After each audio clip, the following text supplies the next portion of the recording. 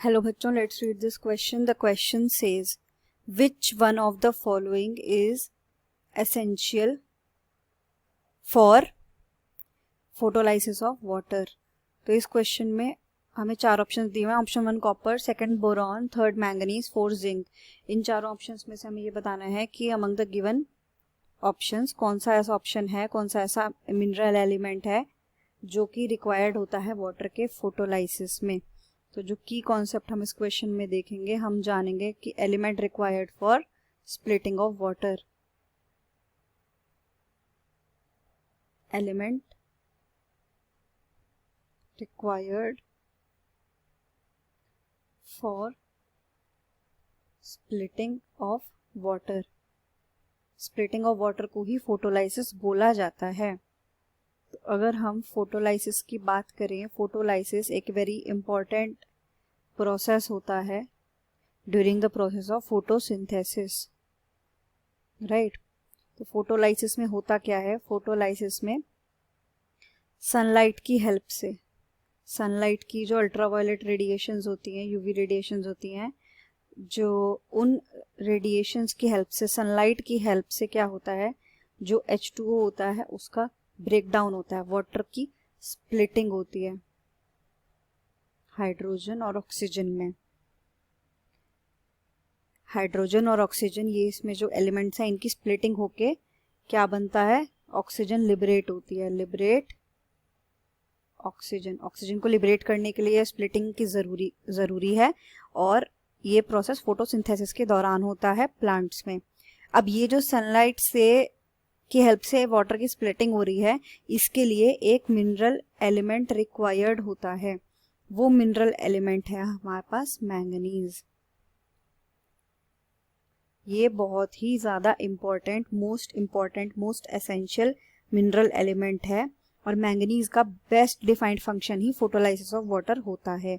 ये हमारे essential elements में आता है प्लांट्स के लिए. अगर हम ऑप्शंस देखें तो हमारे यहाँ पे करेक्ट ऑप्शन होगा ऑप्शन नंबर 3. फर्स्ट जो हमें ऑप्शन दिया हुआ है यानी कि कॉपर. अगर हम फर्स्ट ऑप्शन की बात करें विच इज कॉपर, जिसका केमिकल रिप्रेजेंटेशन Cu से होता है, तो कॉपर का काम होता है ओवरऑल मेटाबॉलिज्म में. ओवरऑल मेटाबॉलिज्म में ये हमें हेल्प करता है. अगर हम बोरॉन की बात करें जिसका केमिकल रिप्रेजेंटेशन होता है कैपिटल B, तो जो बोरॉन है हमारा, बोरॉन किस में काम करता है? ये कैल्शियम के अपटेक और यूटिलाइजेशन में, मेम्ब्रेन की फंक्शनिंग में, सेल डिफरेंशिएशन, सेल एलोंगेशन, इन सब में इसका काम होता है. किसके लिए काम कर रहा है? अपटेक किसका? अपटेक और यूटिलाइजेशन ऑफ कैल्शियम आयंस. इसके अलावा इसका काम है मेम्ब्रेन फंक्शनिंग,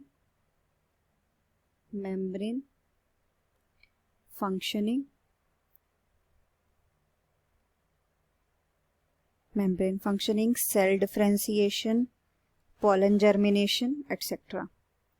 सेल एलोंगेशन या सेल डिफरेंशिएशन में भी ये हेल्प करता है, सेल एलोंगेशन में, पॉलन जर्मिनेशन एटसेट्रा. ये सब इसके फंक्शन होते हैं.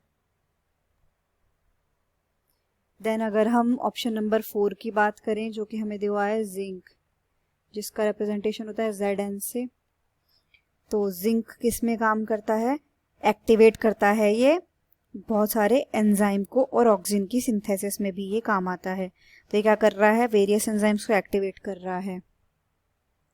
एक्टिवेट एंजाइम्स, और एंजाइम्स में भी स्पेशली कौन से? स्पेशली हमारे कार्बोक्सिलेजेस.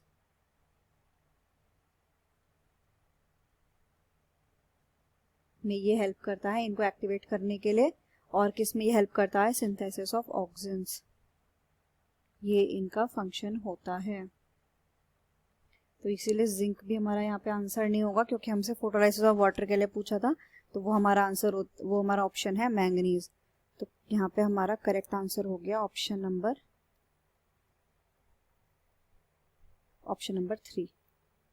The final answer is option 3. Hope you understood it well. Best of luck.